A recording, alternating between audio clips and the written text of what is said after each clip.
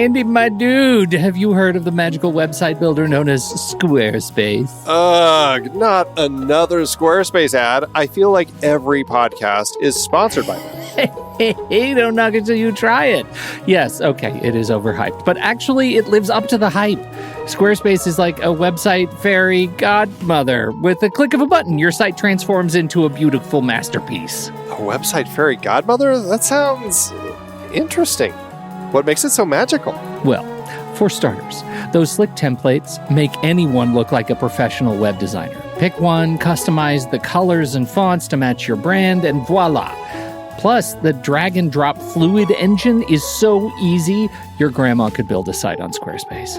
Well, she did knit me a lovely scarf last Christmas. Maybe website design is next. Exactly. And when you're ready to sell your Nana's handmade scarves online, Squarespace has built-in e-commerce. Add a store with one click. Get flexible payment options. Then watch those sales roll in. And when she wants to teach others her steezy scarf skills, Squarespace's new courses feature is just the ticket. Nana can set up her curriculum and enrollments and payments in a snap and become the next e-knitting influencer. Oh, wow, you really sold me with the grandma angle. Sign me up for that free trial. Just go to thenextreel.com/Squarespace and transform your site into a beautiful Squarespace masterpiece. Well, thanks, Pete. Even though it's overhyped, Squarespace actually sounds perfect for Nana's site's needs. Appreciate the warning on the ads, though. I'll brace myself next time I listen to a podcast. Anytime. Let me know if you need any help getting that site up and running.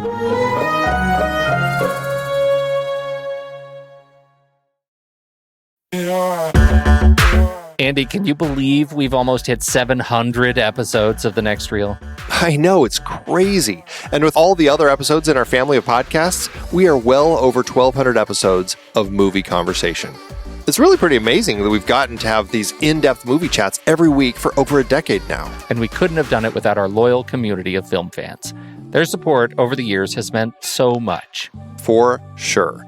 That reminds me, we should give the merch store a shout out. Buying shirts from thenextreel.com/merch is a great way listeners can continue to support the show. Plus, they get to sport our great designs. Absolutely. I think sometimes folks forget we have a variety of shirts, mugs, phone cases, and more available. In fact, a great place to start is with a shirt sporting the Next Reel's logo. We also have that classic Fast Times Spicoli Surf School tee, or the weirdly popular Rusty's European Tour shirt. The one from National Lampoon's European Vacation. Why is that so popular? Search me, but we have sold a ridiculous number of those. I guess there are a lot of Rustys taking trips to Europe? We're always adding new designs based on movies we've covered, like our brand new design for a streetcar named Desire, featuring a streetcar named Desire.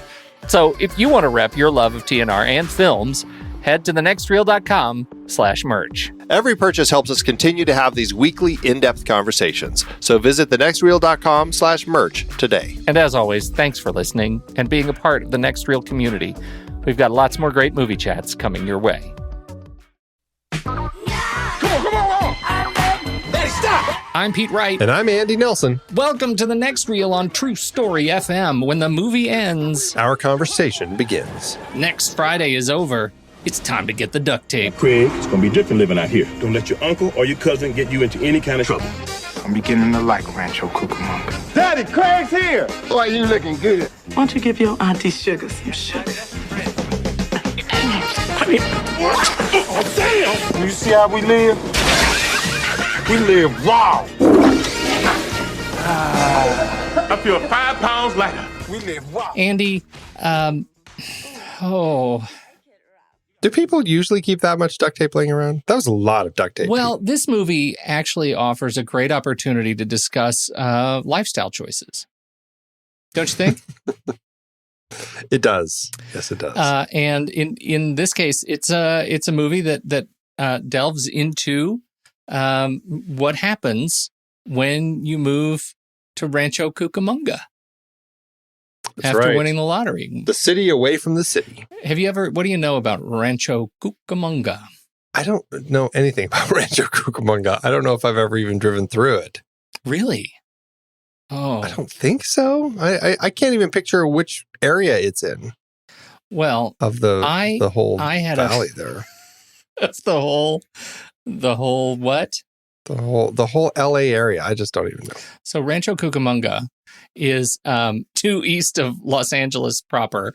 It's sort of northeast of Santa Ana, Huntington Beach, like it's inland, and it's definitely LA suburb territory. And I have never been there, but I went to school with a woman who was from Rancho Cucamonga, and she was delightful. She's very charming. We're friends on Facebook.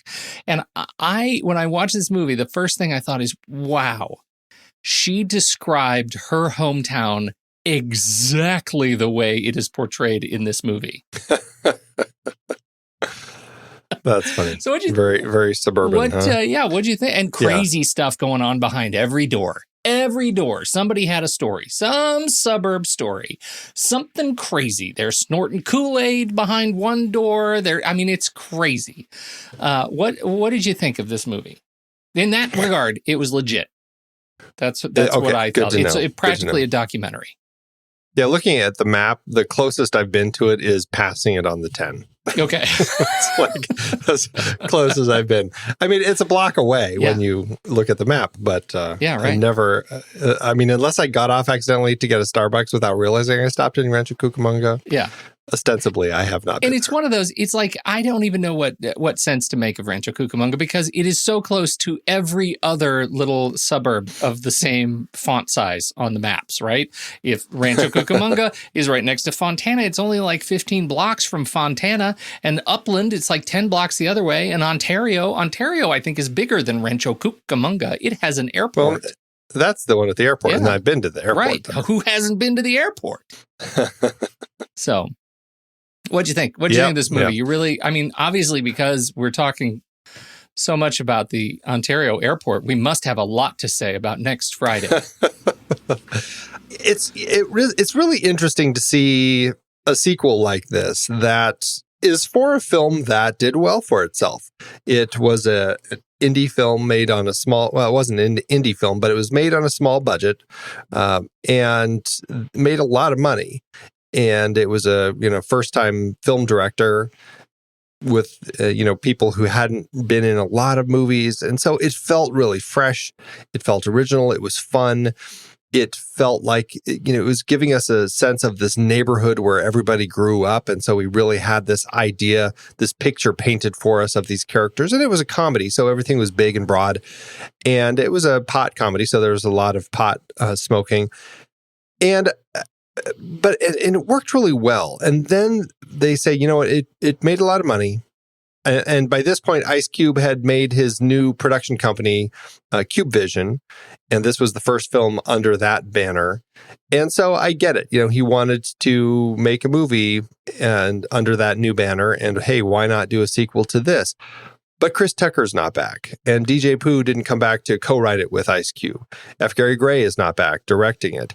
And it just ends up, and most of the cast is gone. It really, we don't have, I think I counted 4 people from the original that came back. I think you can check me on that, but I think I counted 4 people. And so it felt like, it's interesting. I feel like there's been a shift in how sequels get made. I feel like this fits into that mold of sequels from like the 80s and 90s where, you would make a sequel, you might bring a person or two back, but you didn't really have to. It didn't really have to continue the story. It just was basically getting made because they wanted to bank on the success of the original to kind of have a guaranteed return on the sequel. At some point, and I don't know when the shift is, probably in the 90s, all of a sudden sequels, they actually are bringing like the full cast back and like the whole team's getting together again. And it was really exciting to see. And they really started trying to hit for the fences to do something bigger and broader. And I'm talking sequels like not planned, not like Star Wars, Empire Strikes Back types of things.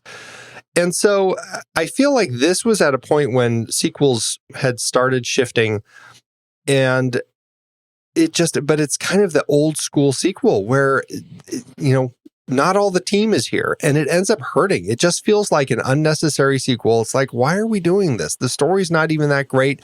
It's not really giving us anything new.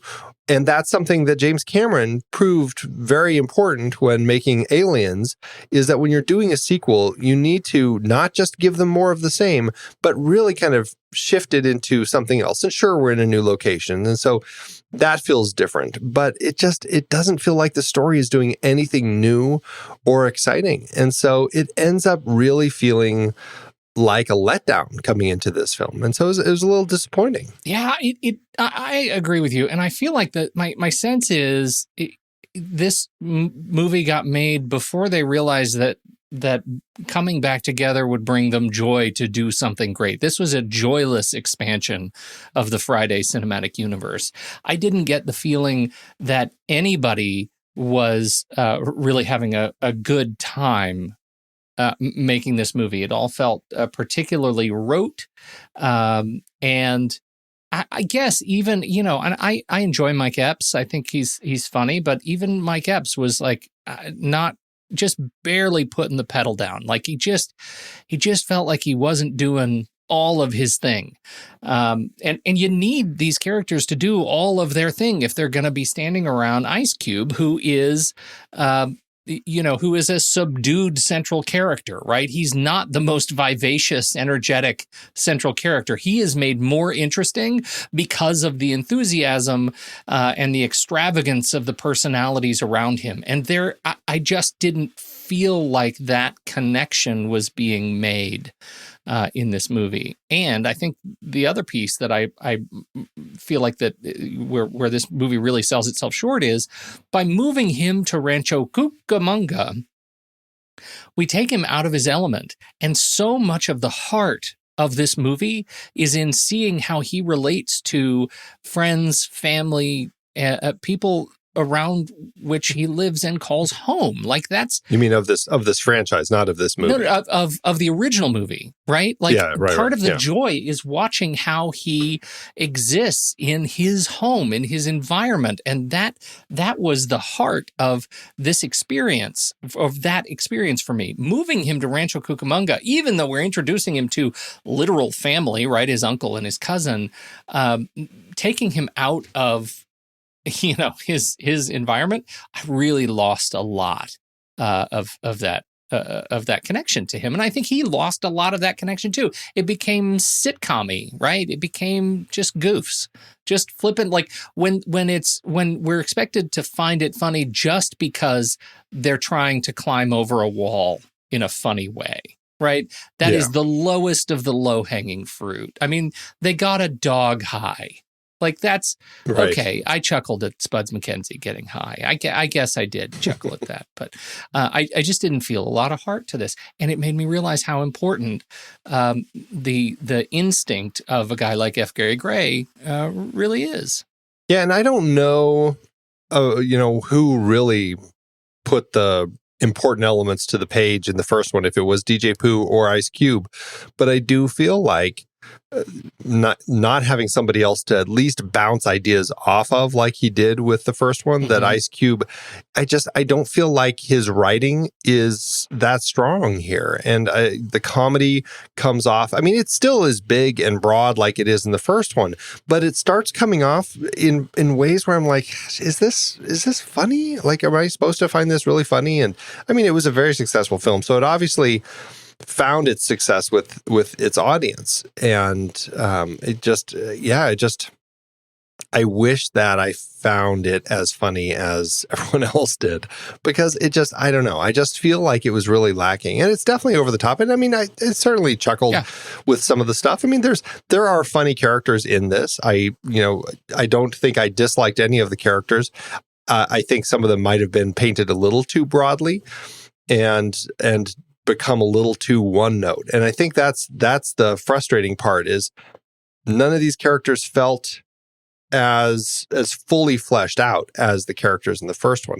And I mean, the first characters in the first one, I say fully fleshed out with, a grain of salt. There's fleshed out in the context of that film. But I felt like I knew more about who his sister was and who his mother was.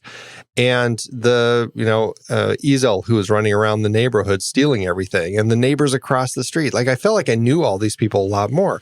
Like, when Day Day's boss comes, Pinky, right? When Pinky comes to the shop, it's like, I feel like this is just a huge caricature character. And I have no sense of Pinky. I'm like, who is this guy? Like, why am I, worried about him? What's going on with him? Pinky wasn't a character. He was a set piece, right? He was a pawn. Right. There was no purpose for that at all. Like, I don't get it. And I recognize it maybe because I'm just not in on the joke. But some of this movie, like the first Friday, I get a sense that this movie was made both for people, like for Black people who live in neighborhoods like this, who understand and call that home and kind of understand what they were going for there that I won't understand, and also for people who were not, part of that community growing up and don't understand and can still find it funny because of watching these characters going through that experience in their lives, right? And so I felt like it was a movie that sort of embraced a lot of sort of backgrounds coming into it. And this movie, I felt like they were writing for, like, just for me. You know what I mean? Like, we're just going to try and make Pete laugh, and we're going to do whatever we can.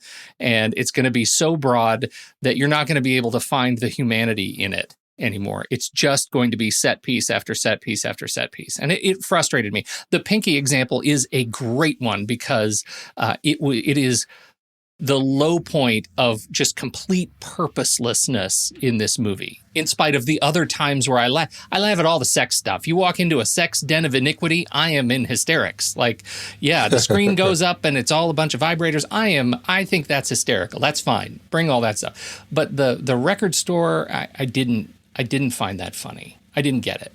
And that's where the frustrations lie with this film, is that we get a lot more of those sorts of characters. I mean, even the Joker brothers, who I was like, okay, I feel like there is something that's kind of starting here, but then it never really develops. And it's just like this vague threat of these three guys living next door with their sister.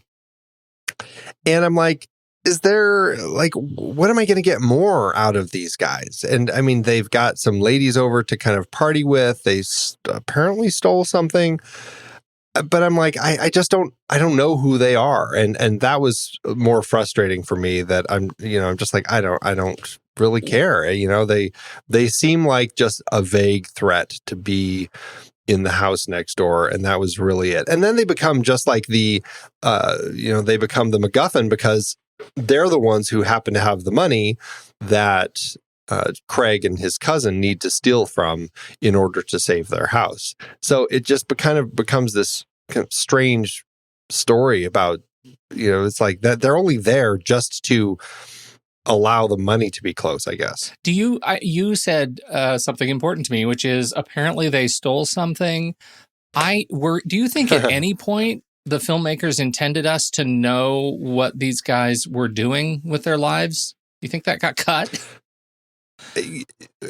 You're talking about the Joker brothers? Yeah, the Joker brothers. I don't know. It's a weird thing. And this is, honestly, it holds true for the first film as well. Because, okay, so the Joker brothers apparently stole money from something. I'm assuming it's stolen. I don't remember them saying it was stolen. I think Craig maybe assumes that it's stolen. I thought Day said something about it being or maybe stolen, Day. Yeah, but they're hiding it in some sort of weird container. Like an air pump or something, like some sort of hydraulic pump. I could never quite figure out what that thing was that the money's in. And then so now Craig says, hey, they've got the money. We need the money. We're going to steal that money so that your house doesn't get repossessed. That's basically their plan. which is odd because, okay, so the Joker brothers theoretically stole it. So they're just using stolen money. And it's the same thing that happens in the first film too, right? Mm-hmm. Because the $200 that they use is the money that Debo and Smokey stole from their neighbor when they broke into that house. So it's an odd element of these stories that it's okay to steal from somebody who stole the money in order to save yourself. Even though that money isn't even rightfully theirs. So it's a strange way to kind of break that down. And I found that I bought it more in the last film, I guess, because I enjoyed those characters. And in this one, I really struggled. And so it kept going, well, okay, but they're just stealing stolen money that really isn't even theirs to begin with. Well, I think on that note, we should talk about characters that were in the last movie that we did enjoy, who are again in this movie and are poorly used, poorly structured. And the highlights for me are first, Debo, and second, Willie, John Witherspoon. Mr. Jones. Mr. Right. Jones, because these two, I felt like they just did not know what to do, and they needed faces. Yeah, Craig is back from the first one, and then their neighbor pops up because Willie sees him at some point and is talking to him about having moved out of the neighborhood. And those are the only 4 characters that we get from that first film, which is such a disappointment. Debo, it's like he had so much life in that first film, and he was a great character. And here, he breaks out of jail at the beginning, which sets Craig and his dad off to go to Rancho Cucamonga. His dad's moving Craig out there to protect him so that he doesn't get killed by Debo. And Debo ends up spending the bulk of the film kind of in pursuit of him by hiding in Willie's, his dog catcher truck. Yeah. Oh God. In one of the boxes where he would keep dogs, and he and the other inmate that he broke out with, basically they're in these boxes the whole time. They get to Rancho Cucamonga, and all he does is he stops the last of the Joker brothers from shooting Craig, and then when he's about to shoot Craig, Chico, the dog, all of a sudden gets out of his pot haze and attacks Debo, and then the cops are there. I'm like, what? That was what we get with Debo for this movie? Yeah, it's just awful. And you know what this felt like to me? And I recognize that we are sometimes accused by our own kith and kin of sometimes being frustrated about sequels having just watched the original in proximity to it. And I recognize this. You could make a case that this is one of those things. If you're a big fan of Next Friday, I can totally understand how listening to us talk about the original Friday and how much we love it, this movie isn't the same movie. But I think you have to see that this movie being framed around Debo at all is a miss. It doesn't, there is no sense of impending doom or threat after they run the light and Debo's left on the street corner because they're in Rancho Cucamonga. There's just no sense that Debo has any purpose. I get the sense that they had this frame of an idea and they broke this story around Debo getting out of prison because that was a great way to start the movie, right? It's a great way to bring us into the story by giving us an anchor to something familiar when so much other stuff they knew they weren't going to be able to work with because so few actors are coming back. But the movie loses its way as they level up to the sequel, the number 2 movie, and introduce a new nemesis. And now the movie doesn't know how to choose, right? I feel like we're left with this this sort of comical, empty comical B story of Mr. Jones having to go to the bathroom while lugging around Debo and his convict buddy. And it does not play, it does not serve the story of Next Friday overall. Whether or not I like it, I think it is a B story that runs in parallel, a distant parallel, and never really meets successfully to the main thread. Well, that's a really interesting point because look at both of these films. They both have two antagonists. The first film, the real antagonist of that film is Big Worm, because he's the one that Smokey owes the money to. And that's the one that is, their lives are threatened with the drive-by, and they have to get that money.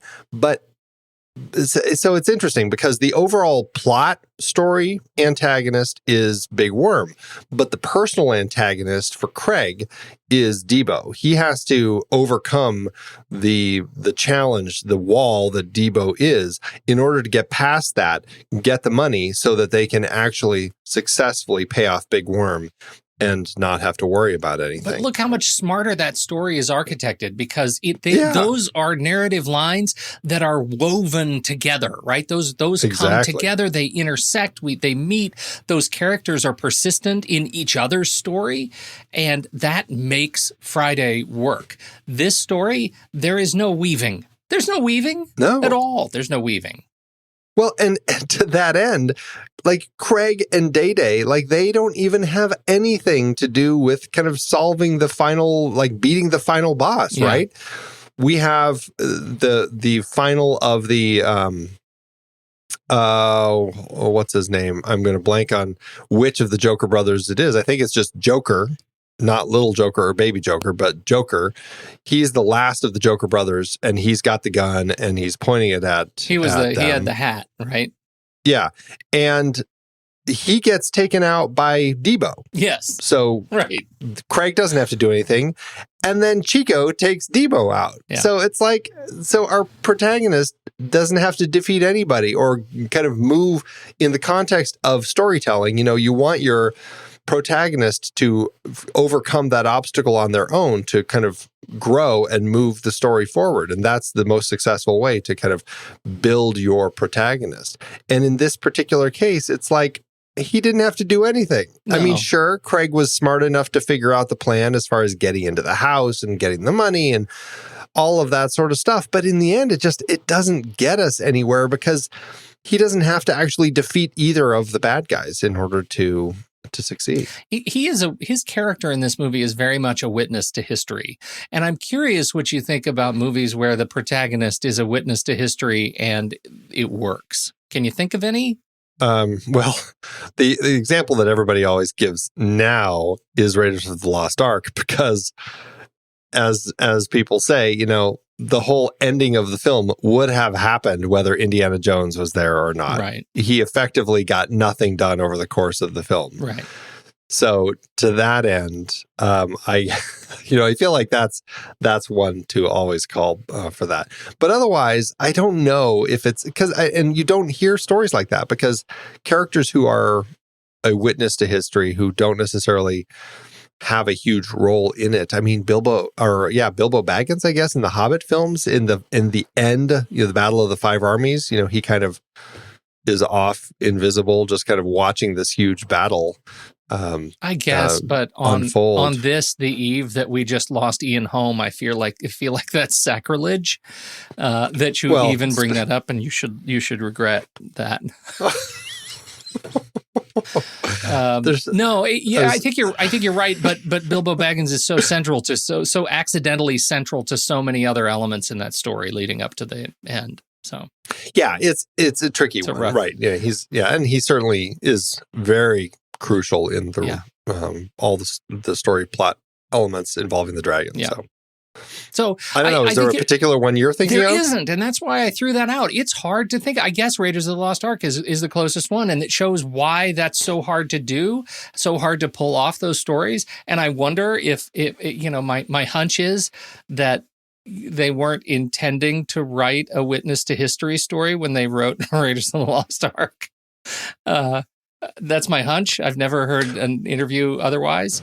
It's hard to call it this fully a witness to history story. No, right? I get that. Because I mean, I get that, but he is just sort of peripherally involved in everybody else's narrative in a non-compelling manner. There is the bit at the end where he goes and he sneaks into the house, and obviously there's all sorts of confusing crossovers there as they figure out who's who and upstairs, downstairs, right? downstairs stuff, sort of vaudeville. But and some of it's funny. This is, I feel like I might be coming down a little bit hard on the movie, and I did laugh at pieces of the movie. It's just such a disappointment over the first one. There's a whole other sort of nemesis pair that we need to talk about, which is the girlfriend and her sister. The sort of instigating element of Craig's strife with his car, and that the car is continually vandalized, both intentionally and unintentionally, is another bit of comedy in the movie that I do find funny. But what do we think of the girlfriend, the story that she's apparently lied about her pregnancy to in some way entrap Day? What do you think of all that? And, it's fine. I mean, I guess to me, that feels like the sort of characters that we would have had in the first Friday, kind of these peripheral characters that have some element, they're tied in, they keep coming back. I don't have an issue with them so much. In fact, I actually thought the bits with Baby D and Craig were pretty funny. I thought that was great. Hook me up with them, that whole thing. Yeah. I thought that was really funny. So that element worked. It was an interesting element. It's not necessarily an integral part to the story, but I thought it set up Day for an interesting side story. I thought honestly, I'll take that story over anything that they did with Debo. His story was such a disappointment that at least this one gave some new life and gave me some characters that I felt like, they're not as well written as the first Friday, but this is the sort of character that the first Friday had. And to that end, I appreciate these ones. Okay. I am with you, and I also support your assessment that this is the story of the movie. In fact, I would raise you that Day becomes the central character around which everything revolves. It's his house that's going to be repossessed. It's his car. It's his girlfriend. It's his job. It's his father that is most interesting. In fact, Craig comes in here as a texture character in somebody else's movie. And I think that might be a central problem that I have with it. I didn't actually have it in those words before we started talking about it, but that I think is my problem. I think that's pretty interesting.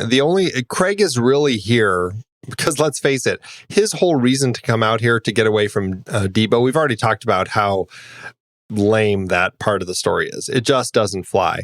But Craig, as the only guy who has any semblance of a plan as to how to save Uncle Elroy and Day-Day's house from being repossessed because of his tax evasion and stuff from their lottery winnings, that actually poses a more interesting story. Now, if they could have just found a way to really just focus on that, maybe not even deal with the Joker brothers, which, they're fine. Jacob Vargas is fantastic as the main Joker. Mm-hmm. I loved him so much in this film. He's great. I think he's playing up the stereotype maybe a little much. I think that's the script. I think Ice Cube is really pushing that to an extreme, but I just think he's a fantastic actor who's done some great stuff. And I like him here. But I didn't necessarily need those guys in this story. And, Carla is in the story and she just feels superfluous only because the Joker brothers happen to be there. If the story focused on Uncle Elroy and Sugar, his new wife, played hilariously by Kim Whitley, mm-hmm.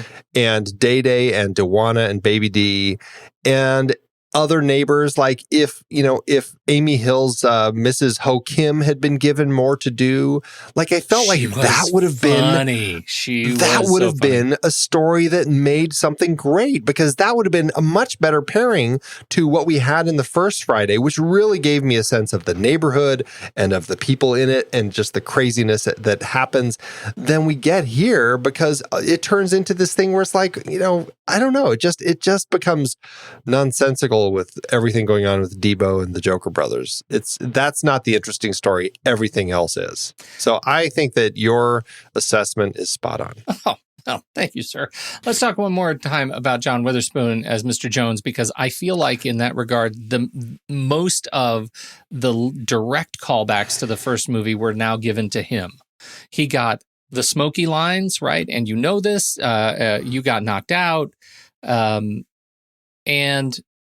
none of it really worked for me. He did not have the same sense and sensibility to him that made him so great in the last movie, and they didn't even give him any heart. He was a backbone element in that last movie that came out of nowhere because you think he's a Joker, and then he has that you got to live to fight another day, put up your fist, put down the gun kind of a moment, and we had none of that. This movie was full of guns, and it was full of like, we've just given up on having Craig be, a modestly clean character, and I think we lost something because of it. Yeah, absolutely. John Witherspoon's character was so great in that first one. And here it felt like the perfect example of what a sequel would do back then, where it's just like, let's take what everybody loved so much about him, his crapping in the bathroom and spraying the spray and all that sort of stuff, and just we'll focus on that and triple it and leave everything else out. That's what they gave us. Yeah. And it just feels... is so disappointing because I felt like Mr. Jones was such a great character in that first film, and it was just didn't have a chance to do anything with this one. I mean, he's just the butt of every joke. It's really frustrating. So Michael Rappaport is in it. Yes. This is the same year that he played a terrific and important character in Spike Lee's Bamboozled. I feel like it was just one of those, it had to be a role that was just for a friend sort of thing, I feel like, there's a lot of that. It was a busy year for him. Yeah. He was in this, Small Time Crooks, Men of Honor, Bamboozled, Chain of Fools, King of the Jungle, Lucky Numbers, and The Sixth Day. That's right. And then he took some time off before Dr. Dolittle 2. Which is the only thing he did in 2001. That's right. Oh, wow. Yeah.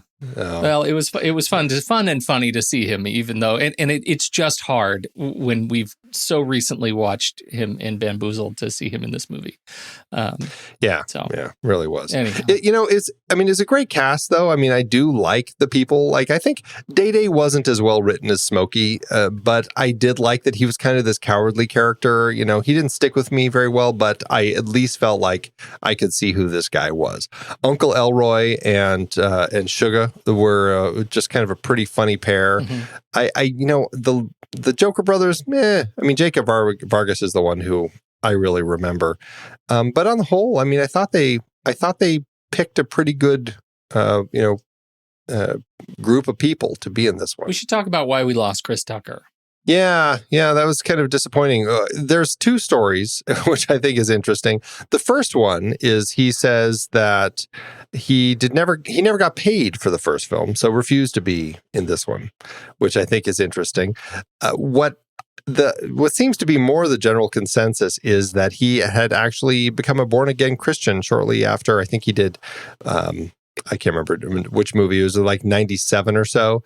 And he wouldn't do any projects that involved swearing and drugs, and kind of all that dropped out. And really, all he did from 1998 to 2007 was the 3 Rush Hour films. And I mean, he was making so much money. He had become the highest paid actor at that point, earning $25 million for that 3rd Rush Hour film, that he didn't really need to do anything else. So, I guess that's why we don't have Smokey in this film. Wow. Yeah, he has not, even since then, right? He's just got Silver Linings Playbook and Billy Lynn's Halftime Walk. I know we talked about that last time, but it's been short. That's a shame. Yeah, has not done much. Yeah. I don't know what else he's doing. I don't know if he's back doing stand-up. I'm not sure. I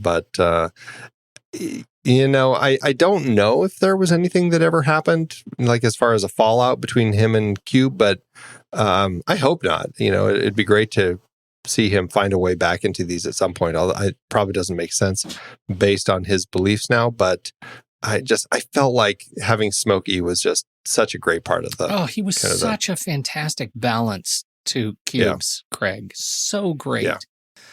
Well, like you said, that's the thing with Craig is he is very much the straight man, and building a comedy around him without him, you're relying on all these other characters to bring that energy, and I just don't feel like they quite ever get there. I feel like it's I feel like it's probably direction, because I think Mike Epps is absolutely capable of pulling that kind of performance, and I would love to see this movie with him given the opportunity to do that, to be directed to do that, because it could be really great. Yeah, that's interesting that you bring that up. And I think we should talk about Steve Carr now, who did direct this. Very much like F. Gary Gray in the previous film, he came on this really out of the music video industry. And he had been doing stuff. Well, I think he actually started doing like album artwork with Def Jam. And he did all the album artwork for Def Jam. Yeah. Right. And then he went on to start doing music videos. And then I think through that, Cube somehow got a hold of him, and this was his directorial debut. And then, I think his output afterward may speak to just the direction that he's gone with his career, as opposed to F. Gary Gray, who, I mean, his career also has a lot of projects in it that feel very much like, director for hire sorts of things. But I think he does throw things in there periodically that feel a little stronger. In the case of Steve Carr, it's like, okay, Dr. Dolittle 2, you just mentioned, Daddy Daycare, Rebound, Are We Done Yet? Paul Blart Mall Cop, one of the segments in Movie 43, Middle School, The Worst Years of My Life, and Freaky Friday. That's his output. It just, I feel like he's become the kind of the dumb comedy that forgettable studio comedies that they just kind of crank out, and he's kind of one of those guys who cranks that stuff out now. Also, making movies is hard, and so we know all movies need to be like it takes a village. I think this one is rough. Yes, it is. You want to talk about CubeVision? It's still kicking. Ice Cube is still producing films and TV with his company, with his partner, Matt Alvarez. They started with this, and then through the 2000s and the 2010s, they've been making films, although the output has slowed down in the 2010s quite a bit. They only produce 5 films. A lot of it is kind of the comedies, like the barbershop films, which I really enjoy those. Mm-hmm. That's a series I would think would be fun to jump into. They did the Are We There Yet? Are We Done Yet? They did Straight Outta Compton a few years ago. And, the TV has been real slim. Actually, what's interesting? They're scheduled to do a new take on Oliver Twist with Walt Disney. That is really interesting. That would be, that'll be something to catch. What is that going to be? Yeah. But then as TV, they're still doing the hip hop squares. I just read and I hadn't caught this, but one of the Steve Carr got one of the videos that he directed was It's a Hard Knock Life, Jay-Z. I feel like you just described what that CubeVision Oliver Twist is going to be.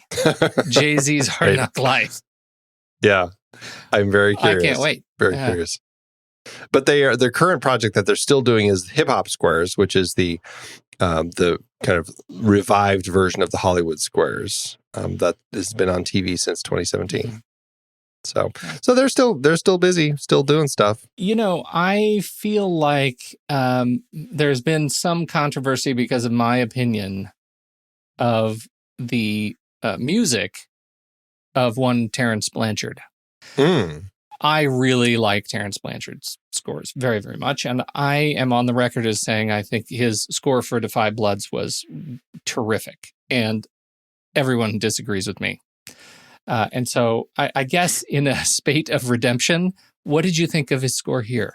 He's a composer that I think can write some really strong themes, but I also feel like his music doesn't always hit right with me. It just I think that there's something interesting there, but I feel like, okay, I'm not quite and maybe it's because I like some, I'm one of those guys, I kind of like the emotion coming from my music. I love the John Williams sorts of scores. And sometimes his stuff feels very jazzy and it has this great feel to it, but I'm like, well, it doesn't quite fit. I did just rewatch Inside Man, and I'm like, you know what? His music works really well there. Yeah. And so I feel like he's a composer that is a little up and down with me.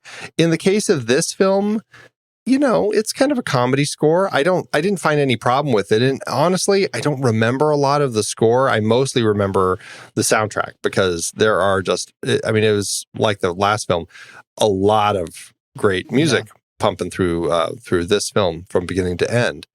And so, I don't know. I guess that's where my brain is when it comes to the music. All right. Well, I'll give that to you. This was still pretty early in his scoring career, but not really. He 2000. 2000. Yeah, I guess you're right. He'd done probably 15, 20 movies, but it was still very much up and down. And this feels to me like a whole set of really great kind of incomplete comic themes. I think it's hard to listen to because none of them get used enough to be able to develop sort of a voice. But it works very well in isolation. All these little tracks, they're great cues. So, what are you going to do? Hey, I got a question for you. Sure. So there's a scene in the film when Carla comes home, and this is where Craig sees her for the first time, and they're just like looking at her over the top of the car and watching her, and the music plays in slow motion as she walks and all that sort of stuff. And she looks over and says hi, and they do, hey, the two of them. Is that where, that's a very common thing these days, doing the two people or multiple people going, hey. Yeah. Is this where that came from? Or am I just or did it come from somewhere else? Or is it just a thing and I've just never realized it? Because it felt like they did that when Craig and Day Day do that. I'm like, wait a minute. That's totally that could be a thing. Yeah, it might not be the Bye Felicia sort of level, but still, I was like, I feel like maybe it is a thing. It could be, because there's also the hey Craig, hey, yeah, it could be. I don't know. I am not I'm not one to count on for research on that, but I will say that it's everywhere. All I can find are horse memes that say, "Oh yeah, it's Friday," or "Hey, it's Friday." I have one last cast note before we move on. So we have Roach, who is the this is possibly the most hilarious, ironic casting choice in the movie. He's a very funny guy. He's the lone white guy who Day Day works with and gets high with. He's a pretty funny character. Did you like Roach? Oh, totally. Yes. Okay. Yeah, I did too. I thought he was great. What's interesting and tragic about this particular actor, Justin Pierce plays him. He actually died a little bit after this film was released. It was later that year he actually committed suicide by hanging himself. So a little bit of a sad story. All right, look. That's not why I said he was hilarious and ironic. I want that on the record. That was the wrong toss that I just gave you for that story, and I regret it. But I will say that I thought it was so funny because Justin Pierce, one of the things he's known for is being quite an exemplary skateboarder. And they kept having him fall off his skateboard, and I think that's a riot. And his skateboard gets run over. Like it's just one thing after another. This poor guy couldn't stay on his board, and he's actually quite something. So anyway, yeah, that's actually after the service, the different people they had a memorial for him where they went to a skate park and or they had the memorial at the skate park that he hung out at. So really sad. Yeah. How'd it do at award season? Not good. It had 2 nominations at the MTV Movie and TV Awards. Ice Cube did get nominated for Best Comedic Performance, interestingly, but lost to Adam Sandler for Big Daddy. Also losing was Mike Myers for Austin Powers, The Spy Who Shagged Me. Wow. Interesting pairing. The other award was the Stinkers Bad Movie Awards. It got nominated for the remake or sequel nobody was clamoring for Stinker Award. Unfortunately, or fortunately, however you view it, they lost to Book of Shadows, Blair Witch 2. That really is a sequel nobody was clamoring for. Book of Shadows. That's a legit win. Yeah. That is. How about at the box office?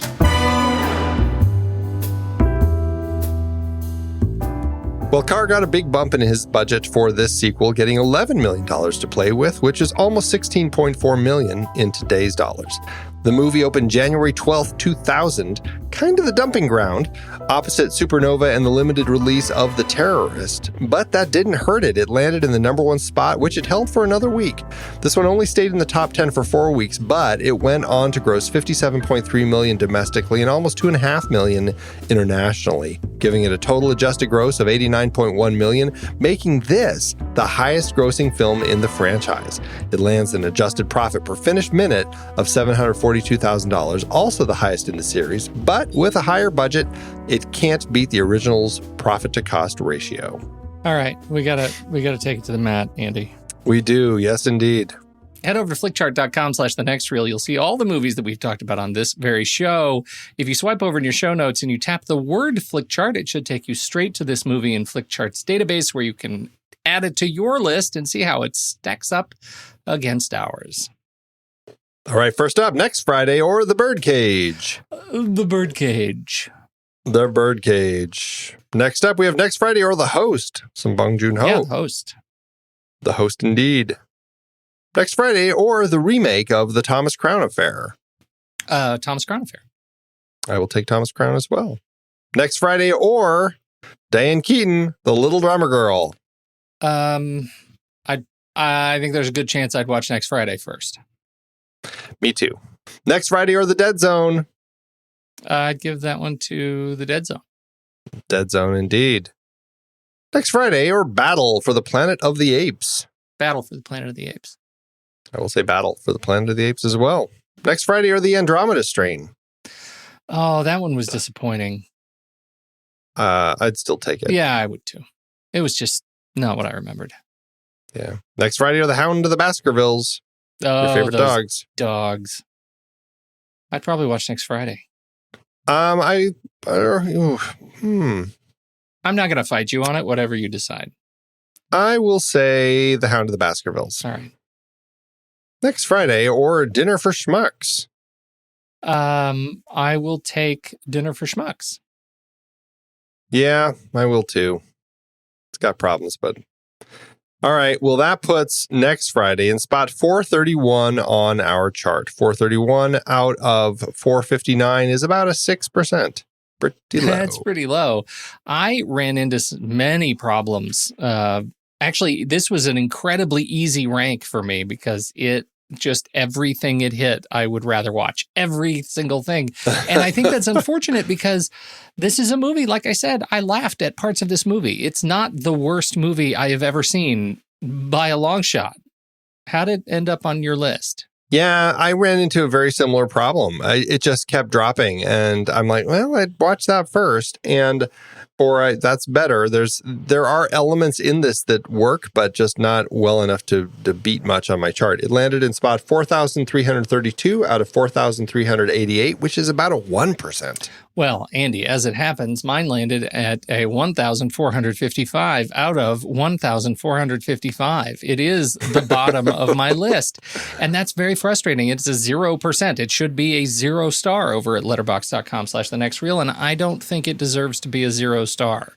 I think I could see this at a 1.5 star maybe and feel pretty good about it.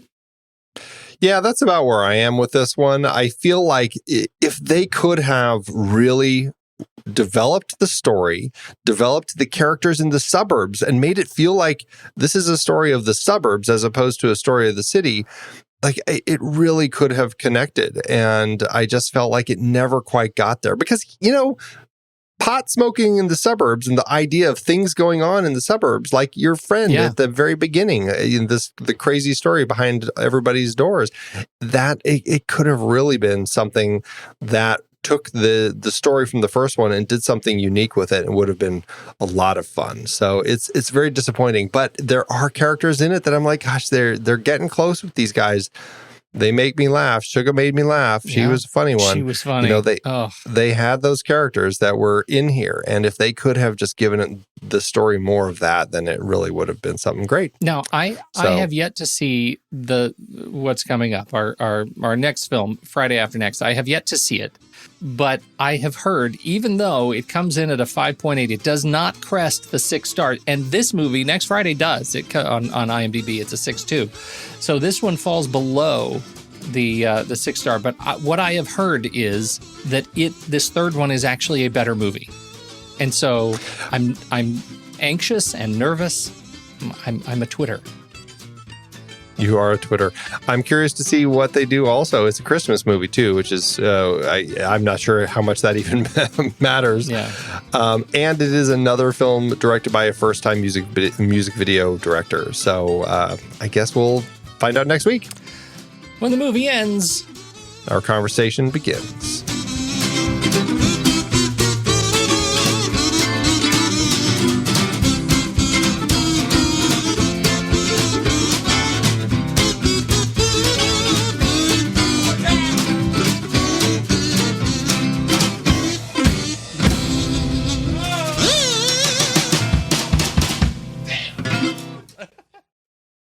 Amazon giveth, Andrew. As Amazon always do. What is the deal, man? Amazon is crushing it with this movie. They are delivering it on time. No, they're not broken. The DVDs are in great shape. What is happening? they're not ripped versions of it. Right. They're in the advertised language, Andy. This is insanity. We weren't crazy about the movie, and so we went to the top of the barrel to the 5 stars, and there were a lot of them. We are an island. Smokes. Andy. Yes, I know. 83%, 5 stars. We saw a different movie. I worry. Yeah. Would you like to start? Sure, I'll start. I've got a 5-star by Jazz, who says, slapstick that I like. I just like this movie. I can't lie. I don't have anything critical to say about it. It is what it is, and has been since when I was younger. It's funny and an easy laugh. If you are looking for subtle and low-key of the British comedy variety, sometimes, then look elsewhere. This is pretty overt and slapstick, but I still love it. That was good. Jazz is a new character I need to note. Well, I'm never going to remember all these characters, but yes, note it. Let me see here what I can do. Are you ready? I'm ready.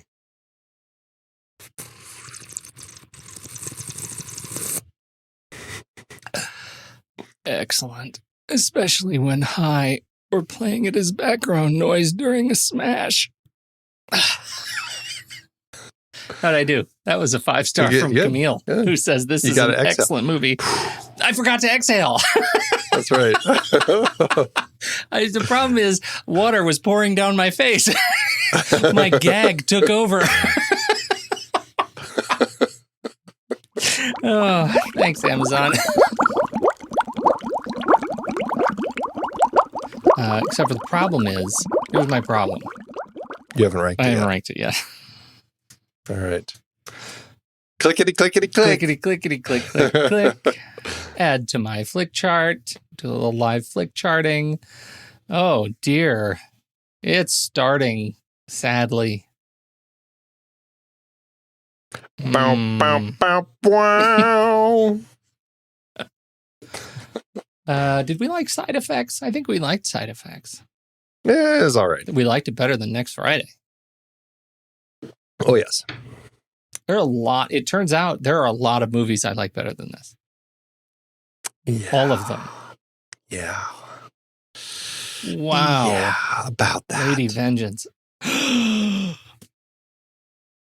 Andy. I don't know what to do. Under the cherry moon. We're recording, and I don't know what to do here. Next Friday versus 2001. Oh, God. Oh, my God. Oh, you actually said that out loud. People are going to hear you. I want you to know that I am going to pick 2001. Thank you. But boy, I would really have felt lost. that puts it in an interesting place. Okay. All right. Head over to flickchart.com. Can't you?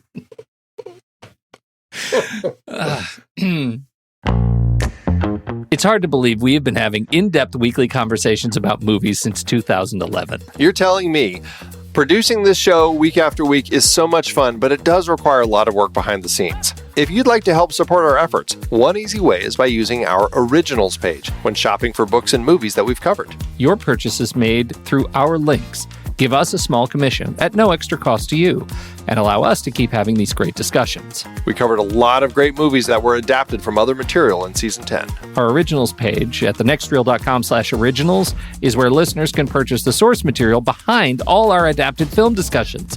It helps support the show at no extra cost when you buy through our links. In our foreign language Best Picture nominees series, we looked at several adaptations, including Z, The Postman Il Postino, Crouching Tiger, Hidden Dragon, and Letters from Iwo Jima. We hit the high seas with In the Heart of the Sea from Nathaniel Philbrick's nonfiction book for our Aquatic Killers series. Definitely a weaker entry in that series. I bet the book is better. Oh, me too. Member bonus episodes featured adaptations like Gone Girl, The Russia House, Ivanhoe, The Hot Rock, The Big Heat, and Naked Lunch.